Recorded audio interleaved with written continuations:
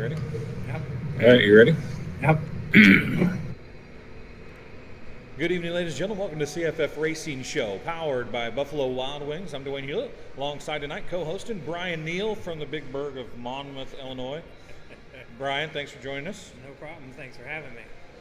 A lot of things for us to talk about with you tonight. We got Adam Birck and Austen Becarra that are going to come on a little bit later on, and they're off to the side, probably going to try and make us laugh and do all kinds of funny faces at us or something. Birck's already had a beer or two, so. Well, that means when they get on here, we can do the same thing, right? Well, the problem is I will still be on here. True. You can do that, though. Yeah, that'll work. You've, as usual, you've spent your summer at racetracks across the Midwest. Spent last weekend at the Super Nationals. Of course, these two guys, we brought them to talk a little bit about the Super Nationals, but you've been there several times now. You spent last weekend with the prelude to the Nationals, and then Monday night at the Super Nationals. That place is just something that we could discuss pay if we wanted to. That's another deal for another day, but that's something if you want to see a lot of racing in a very short period of time, it's a place to go. Right. You got 6 full days of racing. If you count the prelude, that's 7. So if you want to see racing jam-packed into 7 nights, you definitely need to take in the Super Nationals. It's a little bit different scenario. It's a little bit different scenario for the way things run there. There's so many cars, and they do so many different things. The 4-cylinders and the late models on Monday night, and the late models, they're pretty much in and out pretty early. Right. They run the late model Deary Brothers Summer Series kicks it off on Monday night. Actually the sport compacts don't come in until Tuesday. So then you got Sport Mod and Hobby Stock qualifying kicks off on Monday night too for Saturday's big dance. 30 cars, 33 cars. How many cars? 30 cars, 33 cars. How many cars do they start in that big dance on the weekend? I think the modifieds is 33, and then the other Sport Mod stock cars and hobby stocks are 30. Oh, we had a lot of cars from what we would call the old Tri-State Speed Review, CFF Racing Show area. A lot of guys, and we had qualifiers in every class pretty much. These two guys that are on with us tonight had a good weekend. Maybe some better than others. Good week, but we'll talk about that when they come up. But every class had some guys from this area that found their way to the front. Yeah, except for I don't think we had any modified qualifiers from down around our area. I know Dennis Levine, John Oliver were up there and tried to qualify. Over 220 modifieds. It's a tough field to qualify for Saturday's show. It's all about the draw, in my opinion. In order to get into the A on a given night, you have to pretty much win a heat race. Right. So it's pretty tough. And for those classes, there's something like 20 heat races or something like that. It's a crazy thing. They do so much racing, and then you add that into the fact that on Saturday everybody's ready for what the track's been like all week, and then they got rain when they should have been racing. Right. Saturday was a long night. I'm glad I unfortunately I couldn't stay all week because of vacation time, but I watched it on IMCA TV, and it was, I don't even know what time the features got started, but it was a long night. Did you stay up and watch the whole thing? Unfortunately, no. You were at home. So you were at home in your comfy chair, and you didn't even stay up and watch the whole thing. I mean, I was able to get through the Sport Mod modified, so the stock car and I had to go back and watch later.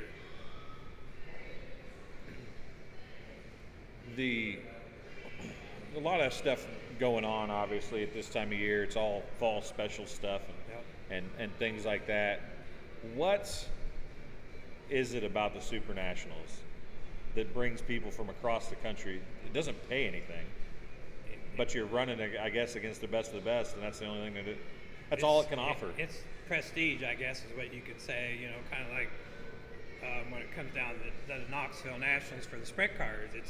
It's all about prestige, and I think that's what the Super Nationals is. Because me personally, I don't know what it even pays to start any of those A-mains up there. That would be a question you'd have to ask a couple of the drivers. The contingencies are a big part of it. So, oh yeah. And that you talk about the fast shafts and Pat Fagan. He does a lot with that fast shafts dash and things like that. So there's a lot of stuff that goes into the whole deal, obviously, but there's so many cars and there's so much racing on that racetrack in a week. If you've never been, as a fan, if you like modified racing especially, it's a place to be. Right. I think I read a post from Ryan Clark. There was something like 328 races in the 6-day period, and over like 3,300 and some laps ran on that racetrack in those 6 days. Yeah, they farm that place like it's a field, though. I mean, they go out there, they run 10 heat races, they go out and farm it. They run 10, they practice a little bit and run 10 more heat races, they go out and farm it. It's a constant thing, and it starts at whatever 1 or 2 o'clock in the afternoon, and they race until midnight, and that's if everything goes right. Right.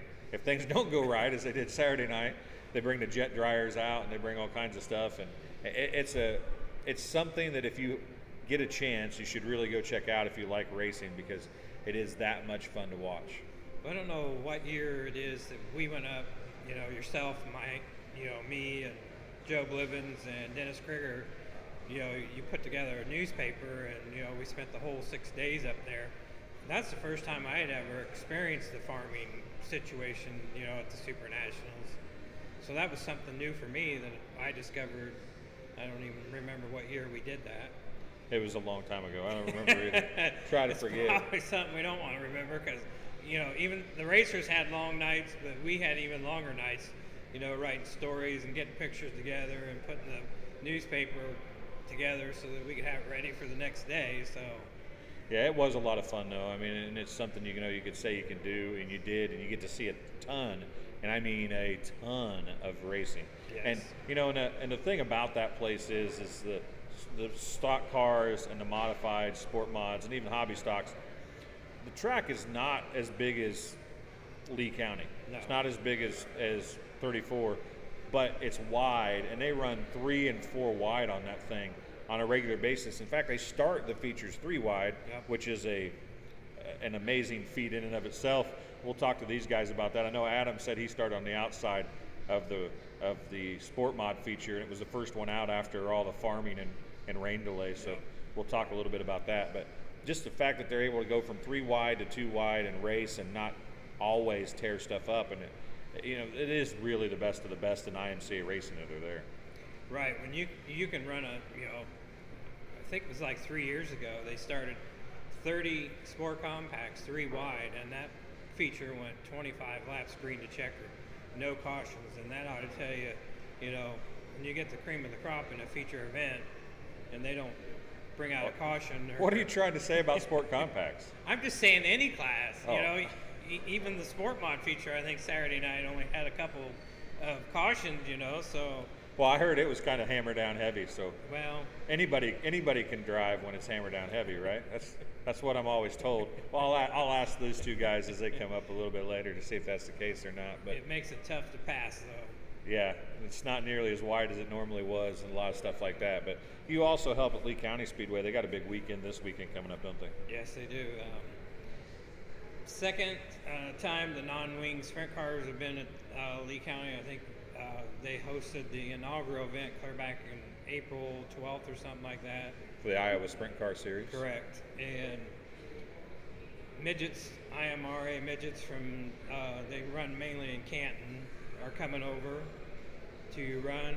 And the 305 Nationals, which got rained out late June, are being made up that night. And then thanks to Roberts Tire Center, Oliver Heating and Air, Hinkle Auto Sales, and Brian and Marcy Gaylord, who promote Lee County, have added a modified 650 to win, 100 to start. So Should be a great night of racing at Lee County Speedway. looks like the weather's going to hold out. So There is a lot of racing yet to come. We'll talk more about that. Of course, Scotland County's got stuff coming up in the next few weeks as well. That's always a big end of the season deal down in Memphis, Missouri. Scotland County Speedway, everybody knows it as Memphis, though.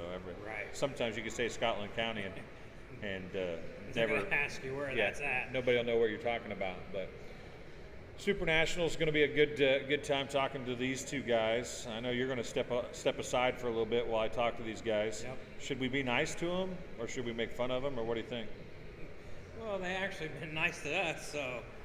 No, before since you've been here, Well, true. they've been nice to you. They've been mean to me. I think that they deserve a little harassment. That's what I'm thinking. Make it difficult on them then. Well, we could probably do that. Give them any suggestions or ideas on what you're going to ask No, them. So. Becarra the entire time has been saying, "You need to tell me what we're going to talk about." That takes all the fun out of it.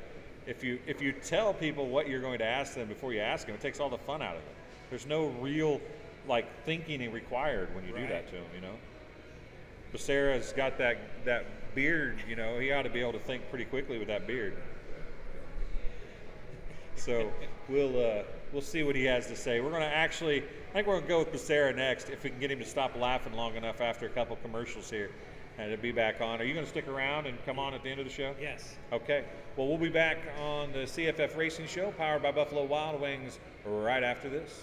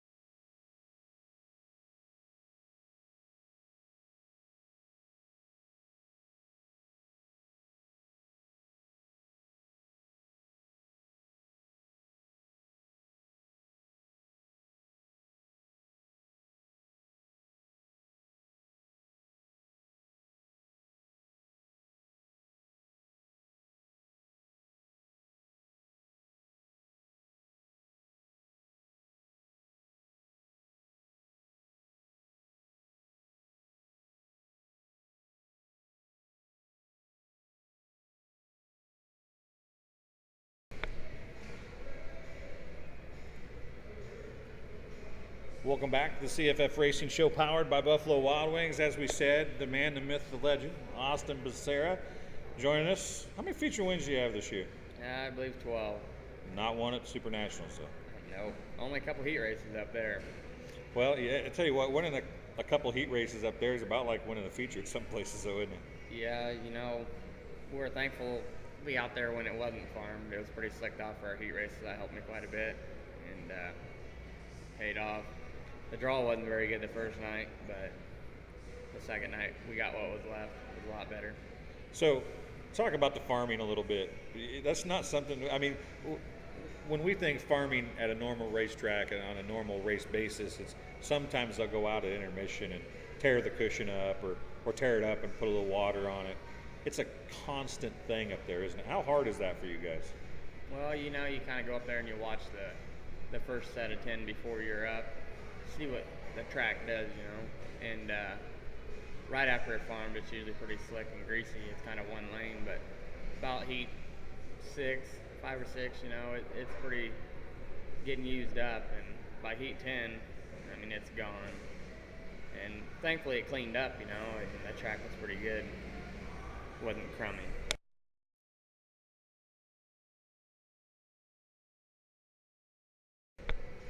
That's you try to guess what's going to happen. You work all week guessing what's going to happen, and looks like we might be having a little audio problem. That's the reason why I was checking there. See if we can get some. Yeah, we're getting some audio, so we should be fine. At any rate, you check. You spend all week getting used to the racetrack, and well, if I'm in heat 5, it's going to be this way. If I'm in heat 2, it's going to be this way. And then all of a sudden, it comes Saturday night and it rains. Yeah, we woke up Saturday morning and it was nice out, and then about, I don't know, it was supposed to start about 1 o'clock, I think. It started raining, and they might have got one last chance race in or a couple heat races in, and then they had to call that. And I don't know, I bet it was 7:30, 8 o'clock before we got to go out there, and we knew it was in for before we started, means it was raining, and you just had to deal with the cards you were dealt, go on.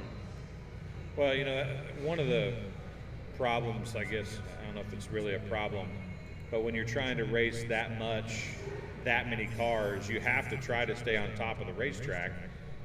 So it constantly changes. You don't get used to it. But is there a constant? I mean, are they good enough at it that pretty much every first heat race is this way and every 10th heat race is that way? Most generally, yes. It depends on cloud cover. It was cloudy there one of them days I was there, and it was pretty racy. And so it's just, I don't know, it's just, you just got to be up there watching to see, I guess. Because you just never know. I mean, you might go out there in the 7th heat race and it still be hammered down if it's cloudy. And you go up there and it was burn up. So let's talk about, we talked about the pay. We won't mention what it actually pays, but it doesn't pay real great. No. Nostalgia and saying, hey, I was there. It's really worth that much to go to the Super Nationals as a driver, to put that much time, that much money, that much effort into a week of racing. It's really worth that much to you. Well, it's not really about what it's worth. I mean, it is and it isn't. We go there to see where we stack up. I mean, everybody that goes there wants to win and be on the stage just as well as I do. And to be one of the 30 to make the feature and run in the top 10, I mean, I feel it was capable of winning the thing. It just wasn't my style of racetrack. We've had decent runs there before, but just to know where you're at with them guys and the competition level is there is huge. So really is the best of the best in the sport mods. I mean, you're winning a lot of races, and you travel around and you win races other places, and you finish up front other places even when you don't win. But at that particular place on that particular week, it really is, for what sport mods have to offer, Northern Sport Mods, it's the best of the best, isn't it? Most definitely. I mean, McBurney won it last year. He was running up front. Loeb and McBurney, they run there weekly, and they both started right there near the front. And the starting spot is huge for that deal. And lucky enough, we was able to start in the first 3 rows. Like Adam, he had to come from the back and ended up, I think, 12th from 27. So, I mean, he was definitely on the move. And who knows what it would have been like if we would have had a better racetrack that wasn't wide open. Yeah, it's, big motor stuff kind of likes heavy racetracks, and they separate themselves, but you guys don't have that option. You don't have tons of power, tons of motor, so you have to outrace each other. And when a track is heavy, you're kind of all equalized a little bit, aren't you? Yeah, I mean, some of them guys up there ran open motor, like the guy that won actually had an open motor in. I mean, he's allowed a few more 100 RPMs than we are, and I mean, it's not a huge difference, but I'm sure it did help. You just kind of got to free your car up. In that place, there's no other place around here like Boone. It's a paperclip, point and shoot racetrack. It's not like you can keep your momentum up like the tracks we're racing home. So you have to change so much on the car to make it work up there. I mean, I don't even know where I'll be when I get the car back out. So, I mean, I know what I can go back to. I'm kind of curious to try it the way I ran it at Boone, just to see where it is. So it might be something that works at home that I've never went to. So we're going to try it and see what happens. Well, Brian, when we were talking, mentioned the sport compacts. You started in the 4-cylinder sport compact stuff. You won a lot of races in that. You got almost to the point where people were complaining about you winning so much, and you moved up.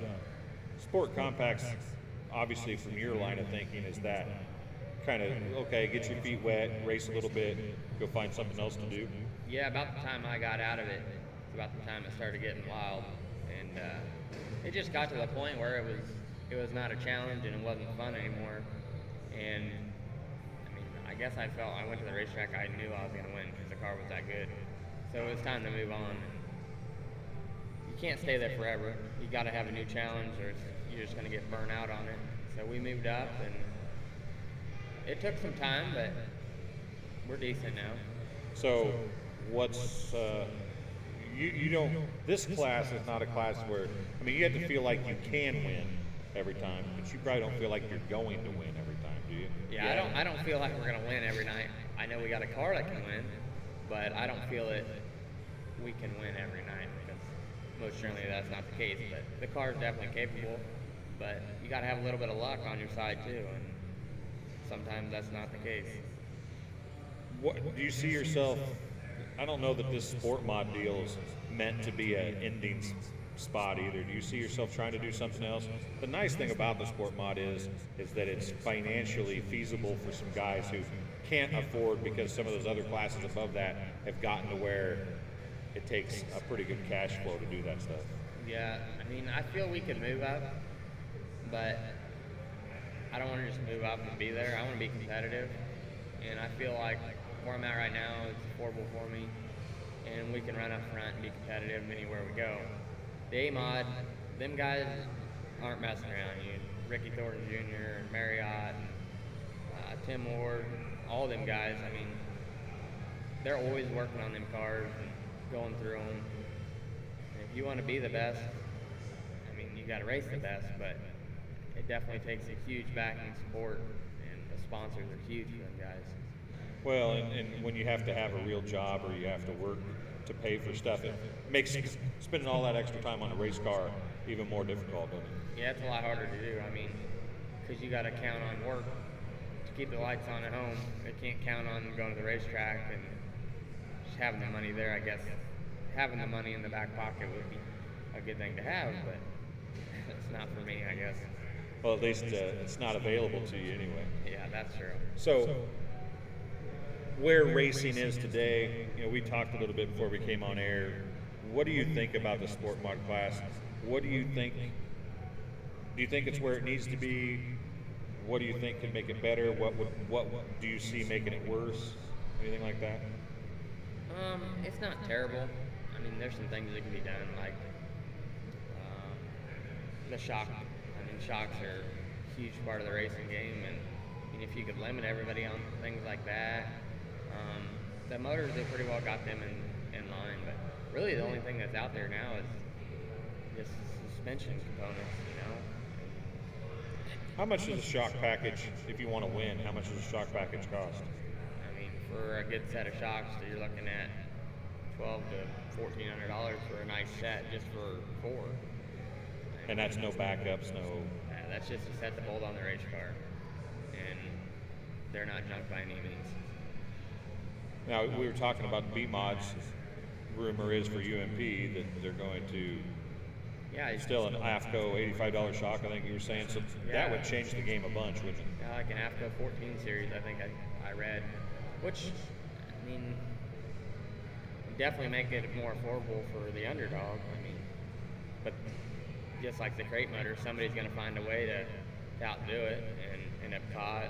Who knows what they're going to end up doing after that, You got to make sure they're not taking them apart, putting different shims in the bodies. There's all kinds of stuff you can do to a shock too, right? Oh yeah, and I'm sure there's ways around it.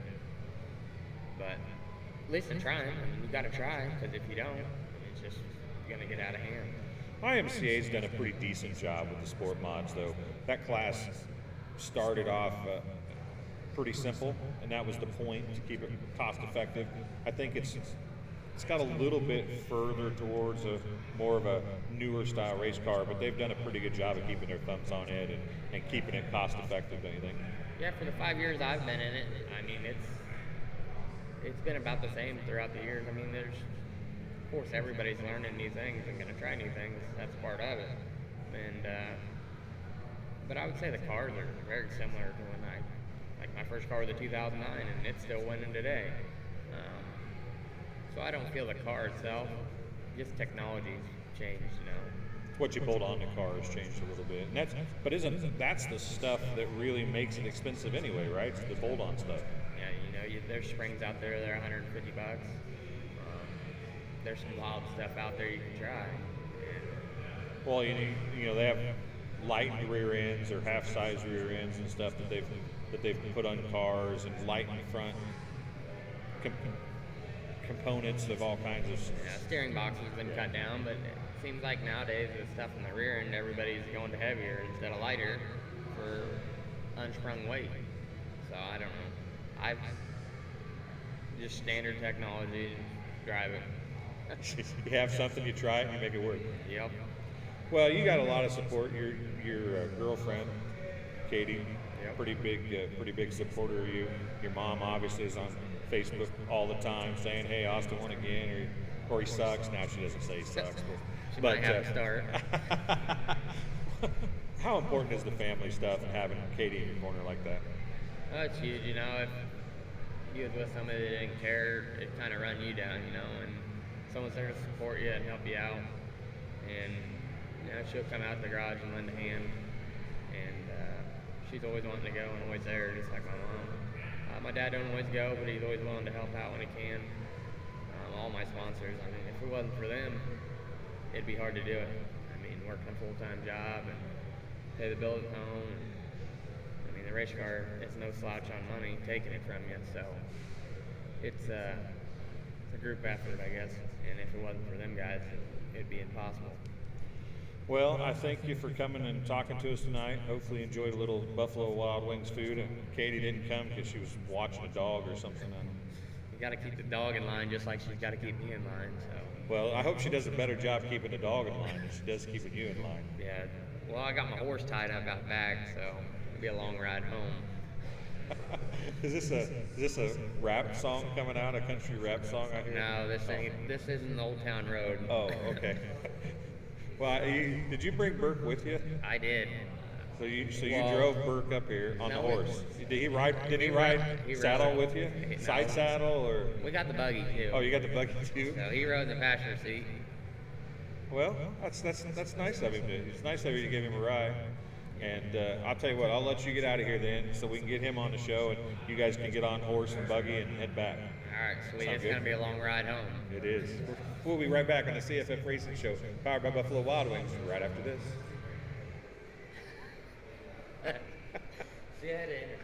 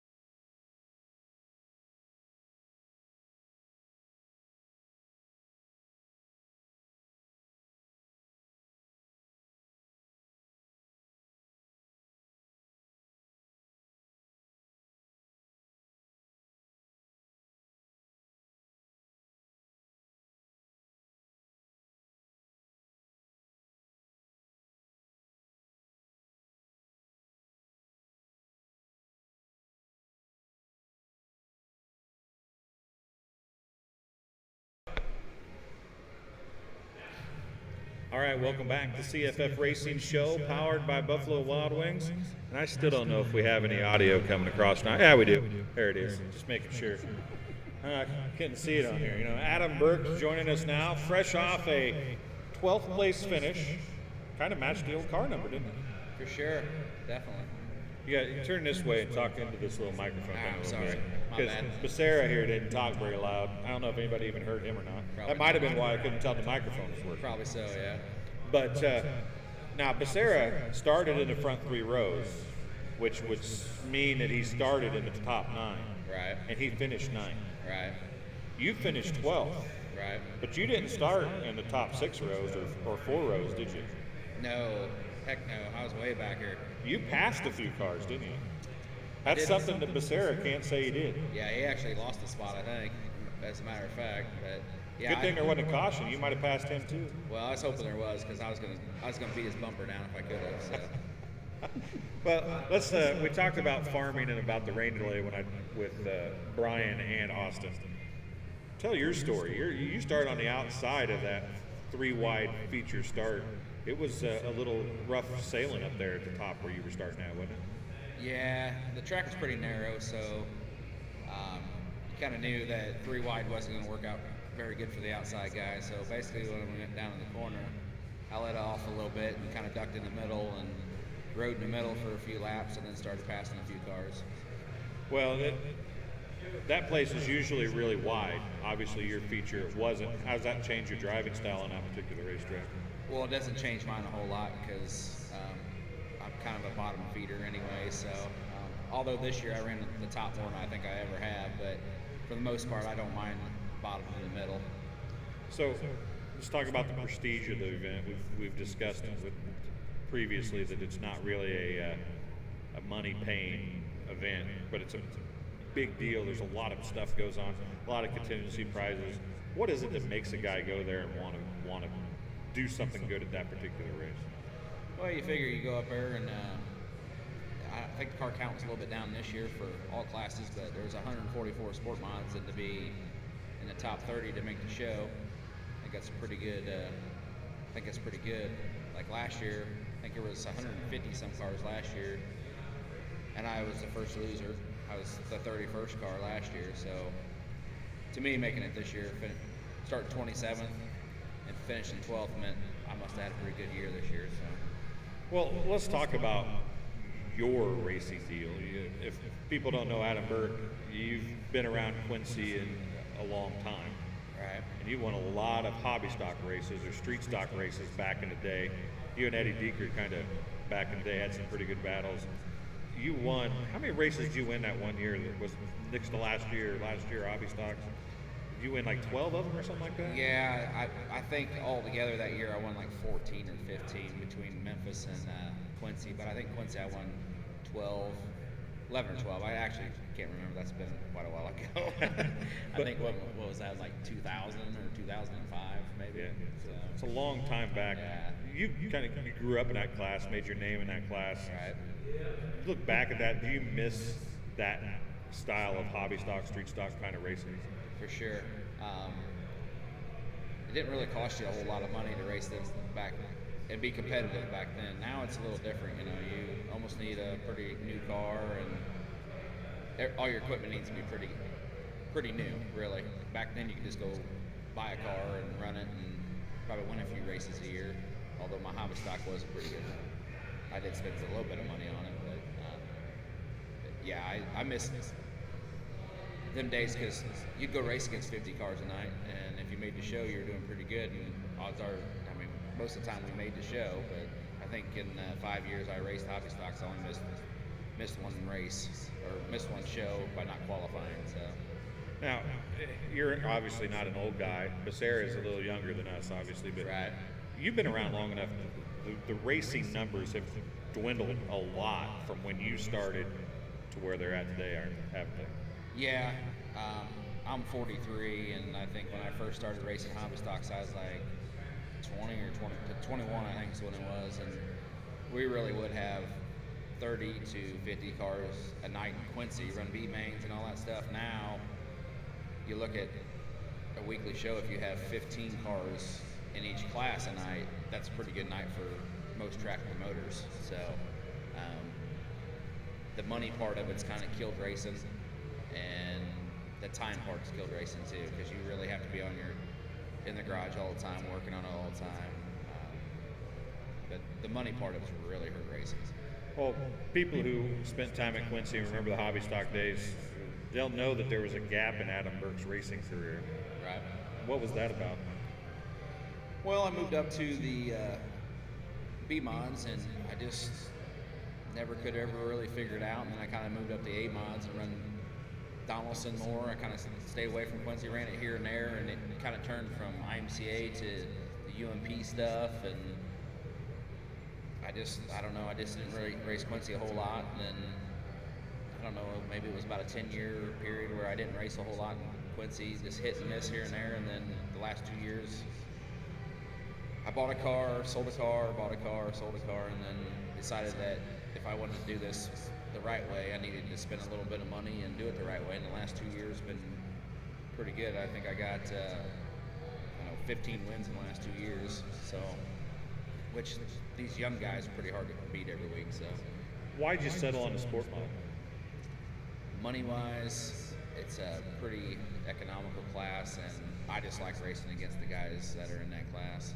We're all 99% of us are all friends. We give each other crap at the end of the night, or we may beat each other's doors down on the racetrack, but at the end of the night we sit there and shoot the crap, and when it's all done. Well, you and Becarra rode down in the same buggy tonight. Right. So, yeah. that says something. We got to talk to Uncle Levi about getting a different horse for the way back, though. But yeah, last year, I don't know, end of the year before last, me and Austen started talking a little bit, and in the off season we got chit-chatting a little bit more and become friends, and then started racing against each other, started going, I'd follow him to wherever he was going, because, he was faster than everybody else at that time. Now you're faster than him, right? Well, Is that what you were implying? I was, but I didn't want to say that out loud. So. I'll say it for you. So, but we've become pretty good friends. That's what the Midwest Speed Expo will do for friendship, right? Right, for sure. We were actually just talking about it when we were up in the Super Nationals, me and Austin's girlfriend, Katie. I think the last 2 years we've almost raced probably 80 races the last 2 years at the same spot. Give or take, a night or two, but pretty close to 80 races with each other, So there's a lot of talk about whether the B mod, the UMP B mod, and the IMCA Sport mod can be comparable, or as far as the car goes. You've ran against the B mods. Austin's ran against the B mods. You've both had some success. You went to Tri-City. You went to Canton at Spoon River Speedway. Both those tracks are big tracks. Right. If the motor of the UMP deal was going to be a problem, it would have been a problem at those places. And you guys were competitive. Well, granted, they still run the 602 crates or the 901 motors. They're kind of more of an open type of B-mod, but I think I can't remember if I started quite a ways back in that and finished 7th against them guys and thought I had a top 4 car. I just didn't have enough laps. Canton was a little bit different deal for me, where I got to run my heat race, and I was leading the heat race, and in my opinion, I got taken out in it, and then it got tore up pretty bad, so I didn't get to race the feature. But Austin's been up there a couple times, and I think he should have won one, or was close to winning one night, and he was right there. The last time we went up there, I think he finished 4th or something like that. But they're pretty comparable. The Canton shock rule is a little bit different. They're more of an A-mod shock, where they can do about whatever they want to. Granite's kind of more of an open class too, but the motors and everything kind of keep it all the same. So as long as the motors are close, I think the IMCA cars can compete with anybody, because the drivers are that good, IMCA, the drivers will complain sometimes about how you have to start in the back. If you're fast, you always start in the back.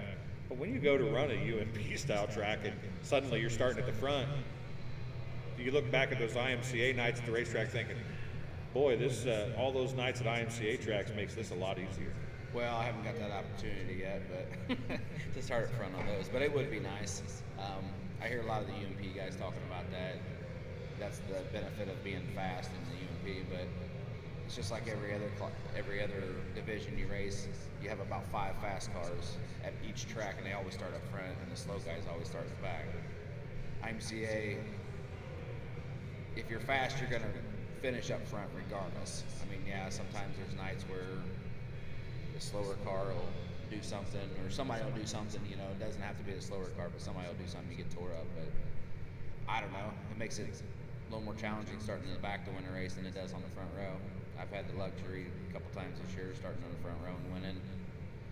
I don't know if it takes away from it, but it's still a win's a win. But I would think starting 10th against a good field of cars and winning is more gratifying than starting first against a whatever field of cars. right. I mean, I went to Benton and won from the front row at Benton, and although it was a new track, I was still happier than heck when I won it. But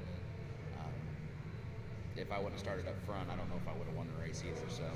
Well, but you're talking of Benton where there's some pretty good cars all the time, and it's a new track.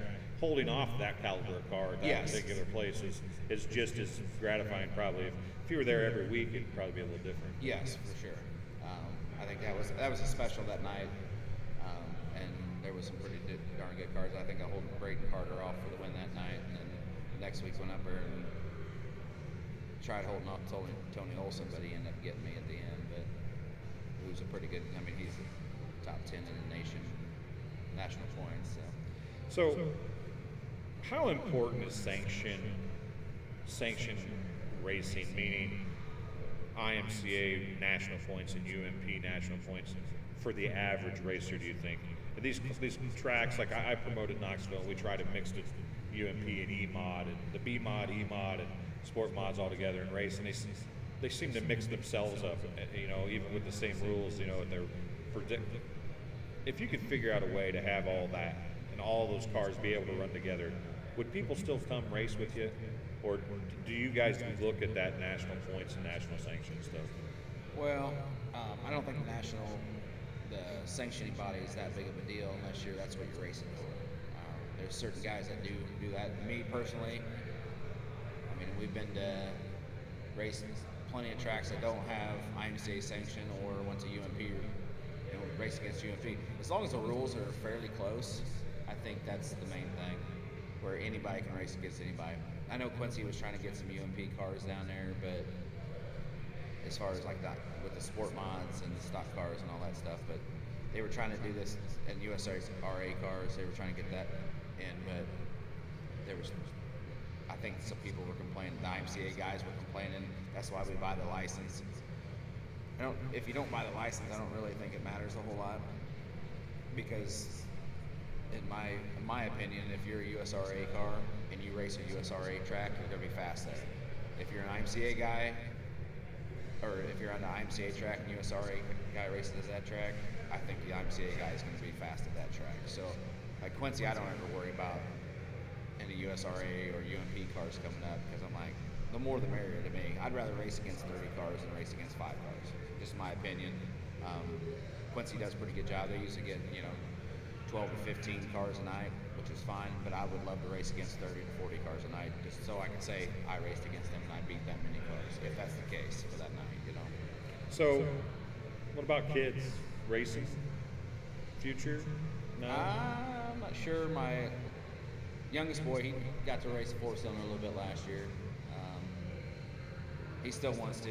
We had to check out like 16 cars up at the Super Nationals this year. Every time one would go by that was for sale, we had to go look at it, But I don't know. I want them to get out of school. High school, they're both. My oldest one's a senior. My youngest one's a junior. Get them out of school, maybe get out of college, and then we'll worry about that. Maybe by that time I'll be ready to retire. What do you want to do? What's your point of doing this now? I mean, obviously you won a bunch of hobby stock races. You kind of proved that you could do that. Now you're proving you can do this. Is it really at the age you're at now become fun for you and going out and maybe beating some of these younger guys a little bit? Last year was real fun for me. I went out and bought that Harris car last year and had the mindset that I was going to win a few races, and I did. Thought I should have won a few more, but the old man syndrome got to me a few times. But this year it was the same way, but then competitiveness that gets you, and then you get mad because you didn't finish in the top 2 or 3, and then but it is fun. I've that's kind of why I hang out with Austen. He actually keeps it real for me. He has a good time, and we have a good time together. With me being about twice the age that he is, it kind of keeps me a little bit young and keeps racing fun for the most part. But I don't know. At this point, I'm still have the drive to still kick his butt, but he's more consistent than I am. So Does it, when you at 35 years old, did you think a guy Austin's age would be teaching you a few things at this point last year rather than the other way around? I mean, obviously, when you were winning all those races in the hobby stock, you probably thought, I'm going to be that guy that's going to be kicking butt forever. Last year, you started a brand new deal, and then you're looking at guys half your age to. Yeah, and really, he just. I mean, if you look at his car compared to my car, they're the same brand of car, they're the same everything, but his setup is different than my setup. Last year, when we just kind of got a baseline setup on it, and we just tweaked it from there. We changed a few things here and there, but it wasn't nothing like crazy. So from the get-go, I had it pretty close. But then, like this year, I went out and bought a new car this year, same as what he did, and we kind of set it up the same. But his stuff is completely different now than what I've been running all year. Of course, I mean, springs are different, and it's just, I don't know. It is kind of fun that he's teaching me a little bit, because I think I forgot more than that he knows now. So. Well, I appreciate you coming all the way up from down south, riding the horse and buggy up here. Yeah, it's gonna be a long. I probably have to pick up a 12-pack to get home. So. Yeah, can you get in trouble for drinking in a buggy? I'm not driving. But I'm not driving, so you should be fine. Oh. You guys will have to love me. Make sure you let me know when you get home. Right. So I appreciate you. I'll try not to run you over. Yeah. So, but seriously, thanks for coming up. It's been good seeing you back at the racetrack. I always give you a hard time, and we go way back. So. Yeah, a long time. Back in those days when you were winning all those races at Quincy Race. Right. Yeah. Back in the day. So I do appreciate you coming up. I'm sure we'll see you at a racetrack or two the rest of the year. And sure. Midwest Speed Expo. What was that? What was the name of that place? Springfield something. The place we ate at. Oh. Dublin Pub. Yeah, we didn't make it there that night. Yeah, so. yeah, I know. So, well, we'll be back, and we'll look forward to the Dublin Pub. Right. At the Midwest Speed Expo later on this year. Oh, before I let you go, Performance Body in studio guests. I hope you can wear an extra large. I'm sure I might be able to skinny. Or do you, if you need a 2X, I got one of those in the car. I probably do, but I can skinny. Well, I've got a 2X in the car. Do you want it, or do you want the extra large? I'll take the 2X. Okay, we'll get you 2X when the show's done here. So, Adam Birck, thank you much, and we'll be right back with a little bit more from Brian Neal right after this. Thank you, sir.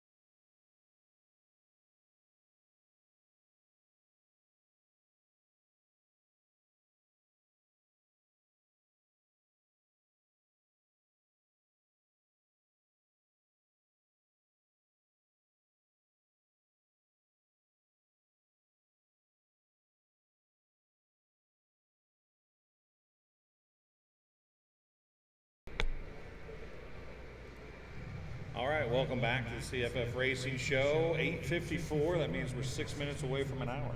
Wow. It's a lot of talking for a few guys, isn't it? Does your shows usually last that long, or They do. is it We winded? shoot for an hour. We shoot for an hour, so that's all good. Have not mentioned, a little off the racing topic, but 9/11 today.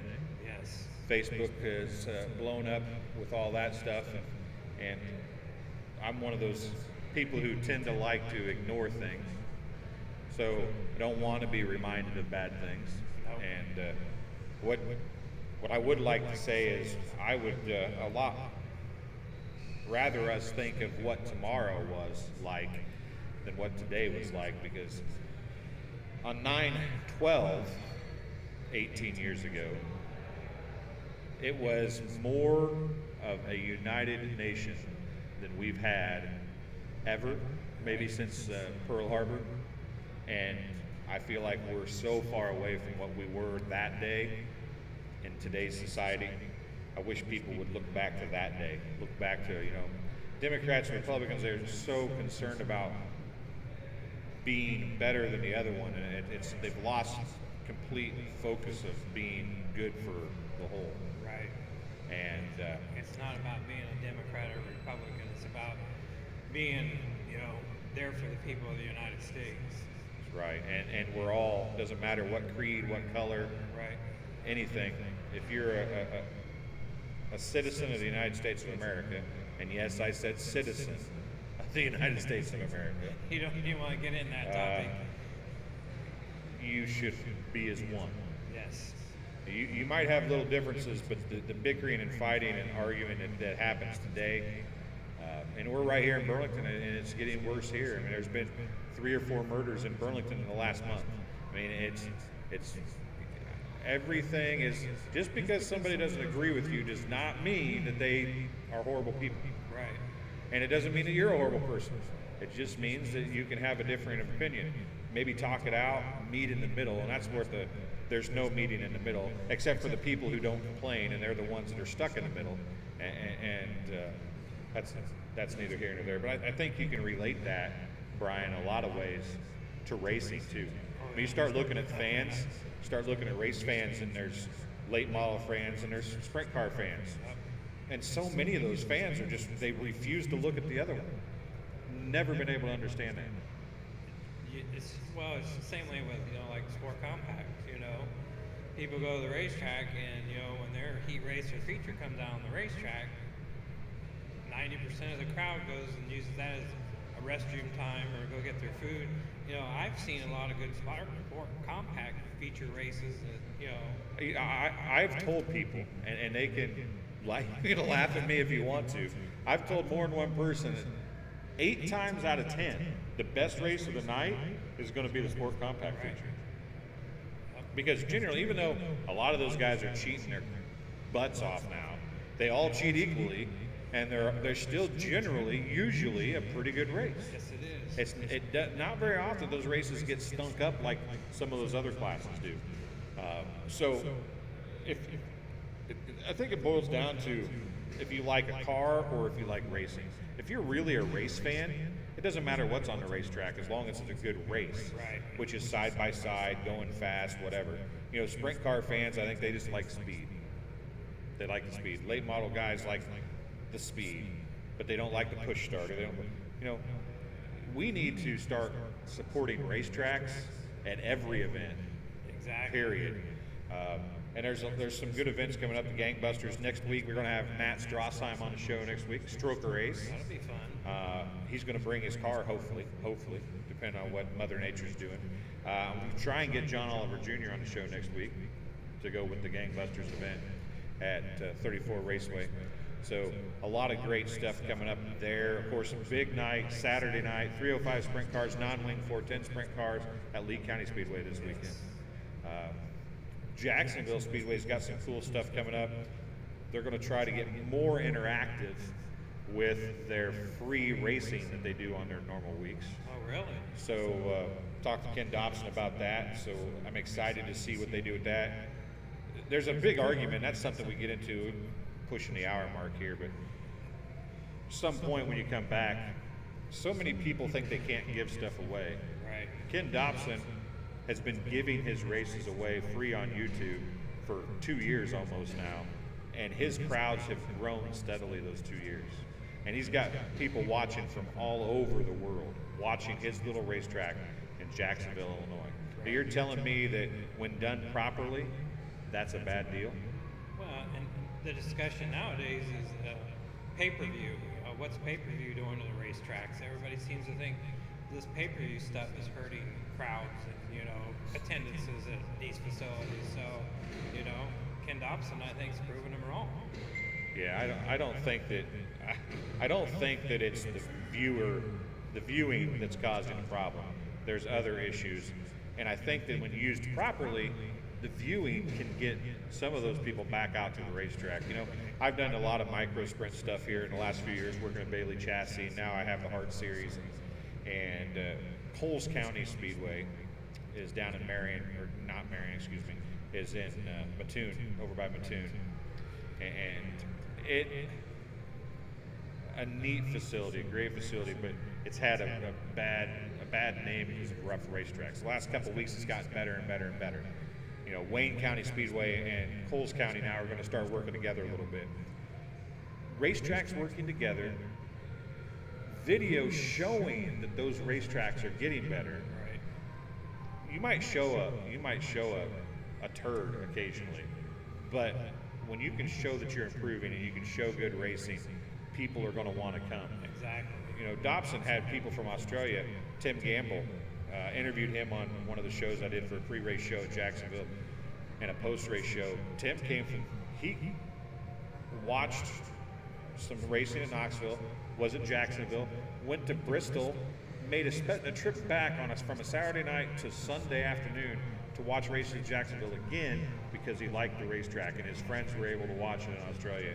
And so there's something to be said about that. It's about marketing and getting your name out there, and we have to figure out a way. And I think that Brad and Jesse are trying to do that a little differently for them, but they're doing a lot of public, community work. Right. They spend a lot of time in the community, giving tickets away, going downtown and getting involved with kids' activities, doing stuff like that. They're trying to do that. There has to be a lot of that in order for this racing thing to continue, I think. Well, it's going to boil down to where tracks are going to have to start working together, like we've talked about, in order to survive, rather than trying to beat up against each other and race against each other. And it's going to come to a point where you're either going to work together or somebody's going to have to get the short end of the stick, and there just won't be any racing. Yeah, and hopefully that's not the case, because we've lost a lot of racetracks from when you and I were 25 years old to where we are now. It's kind of like driving down a back road, and you're like, man, there used to be a house there, and there used to be a house there, and there used to be a house there, and you're telling your kids this. We can drive down back roads and say there used to be a racetrack there, and there used to be a racetrack there. It's getting bad. Well, I think the facility down at East Bay, I think it's been sold. It's got 5 years. Yeah, 5 years, and then I think the racetrack is going away, and they've always held the Winter Nationals for the Lucas Oil Dirt Late Mile Series and a bunch of other events in February. And that was people's getaway to get away from here for the winter. And in 5 years, if you haven't been there, you're not going to see it anymore. Well, Volusia's kind of taken that deal over. It seems like with the UMP kind of hopping on board, and they really hit that hard. And 410's left the Winter Nationals. But I spent about 3 weeks at the Winter Nationals in 05, and a great facility, great people. It is in kind of an industrial area, so it does not surprise me that could happen. But you got 5 years. They put a press release out. You got 5 years, so get down and check it out if you want to check it out, because it's going away, and you're going to see more and more of that, I think. Oh yeah, so, unfortunately. Well, Brian, is there anything you want to talk about before we get out of here? No, I think we've hit on about everything we need to hit on. Come out to a racetrack this weekend. Yeah, I don't think there's too many to choose from now. I think, Marshalltown had their big 10,000 win modified show, and I seen on Facebook today they've gotten over 3 inches of rain, and they've pulled the plug on that and moved that event back. So yeah, so Jacksonville's got a race Friday. Lee County's got a race Saturday. Is Eldon racing this weekend? Got a Saturday night show.